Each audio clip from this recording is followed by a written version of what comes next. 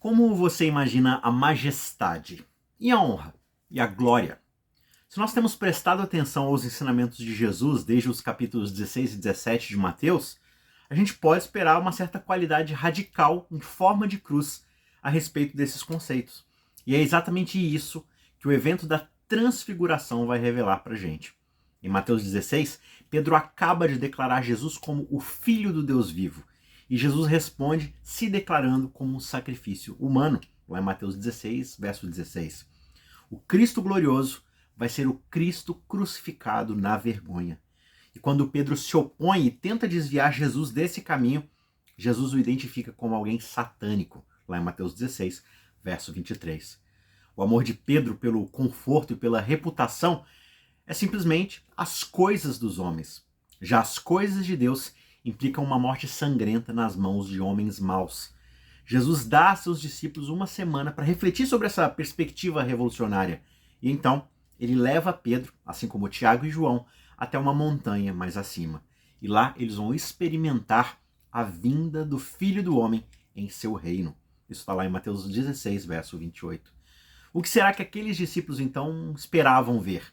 Bem, quando chegou a hora, o texto bíblico diz que Jesus foi transfigurado diante deles.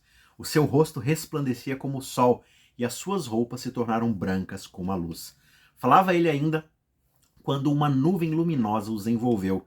E eis, vindo da nuvem, uma voz que dizia: "Esse é o meu filho amado, em quem me agrado. Escutem o que ele diz." Mateus 16, versos 2 e 5.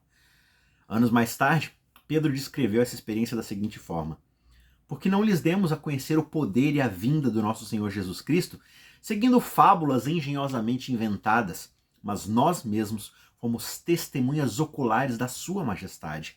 Porque ele recebeu honra e glória da parte de Deus Pai, quando pela suprema glória lhe foi enviada a seguinte voz: Este é o meu filho amado, em quem eu me agrado." Segunda carta de Pedro, capítulo 1, versos 16 e 17. Receber honra e glória é o que exatamente o sumo sacerdote faz na sua ordenação, segundo Êxodo 28, verso 2. E além disso, a declaração do Pai de que tu és o meu filho é exatamente a sua designação, a designação de Cristo, de que ele é o sumo sacerdote. Né? Hebreus 5, verso 5 vai dizer isso pra gente. Portanto, parece que nós estamos tratando aqui justamente de uma cerimônia de ordenação.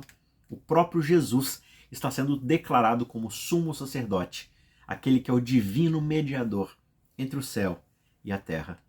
Mas se Cristo vai ser o Filho de Deus, reconciliador do mundo, isso vai trazer alguns problemas.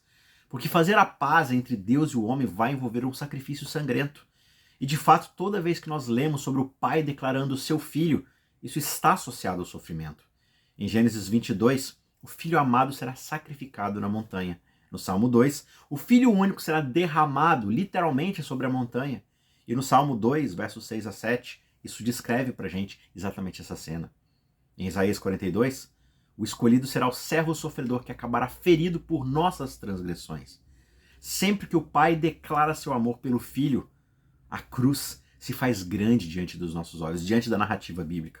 Porque a glória do primogênito é reconciliar os filhos de Deus com seu Pai. Para a gente poder colocar esse assunto no seu ponto mais alto, Jesus diz o seguinte: "Portanto, meu Pai me ama, e me ama porque eu dou a minha vida." João capítulo 10, verso 17. O Filho é o sacrifício. Isso é o que Jesus vem dizendo desde que Pedro chamou de Filho do Deus vivo. Portanto, quando o Pai o proclama como Filho, a Cristo são dados dois gigantes do Antigo Testamento como consoladores, porque o sofrimento é intrínseco, é inerente à descrição do trabalho de filho. Ser o Filho de Deus é ser o sofredor. Eis que lhes apareceu então Moisés e Elias, conversando com Jesus. Mateus 17, verso 3. Moisés e Elias representam justamente a lei e os profetas. E mais do que isso, eles eram homens que conheciam uma grande mistura de glória e de sofrimento em suas vidas. Para cada um desses três homens, havia uma maravilhosa quantidade, uma quantidade incrível de honra. Honra no topo das montanhas. Mas também existe uma grande humildade no topo das montanhas. Moisés, que foge do Egito, se humilha, se é envergonhado como um forasteiro, acaba encontrando a glória da sarça ardente e sendo ungido para um ministério de libertação do povo. Elias, que passa por um grande momento lá no Monte Carmelo, recebe toda a honra de ser ali o profeta do Deus verdadeiro, e em seguida se esconde de uma rainha perversa, de Jezabel, no meio de uma outra montanha. Eles sabem o que é sofrimento e vergonha, eles sabem o que é humildade, eles sabem o que é glória, tudo isso ao topo das montanhas. E aqui, esses três homens ficam juntos e nós sabemos do que eles falavam justamente porque Lucas nos conta. Eles falaram de que sua morte, a morte que ele deveria cumprir em Jerusalém, estava muito próxima. Lucas 9, verso 31. E a palavra traduzida como morte é literalmente a palavra êxodos, a saída. Jesus tem um êxodo próprio a realizar, o êxodo da salvação de um povo inteiro através do julgamento pela qual ele vai ser submetido. E ele vai realizar esse julgamento, essa passagem, esse momento de sofrimento, justamente em Jerusalém, onde ele sofreria muitas coisas pelas mãos dos anciãos, dos principais sacerdotes, dos escribas, e seria morto e ressuscitado ao terceiro dia. De fora, a transfiguração poderia ter parecido uma demonstração de puro poder, glória e honra. Pedro, Tiago e João pareciam apenas experimentar uma luz brilhante e uma voz celestial. Só que escute essa voz, escute o seu tom. É a publicação da sentença de morte de Cristo. Ouçam Moisés, ouçam Elias, eles estão discutindo a morte brutal do Filho de Deus.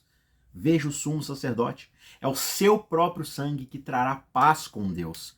O brilho deste sol brilha de uma fornalha de amor, mas um amor que sofre.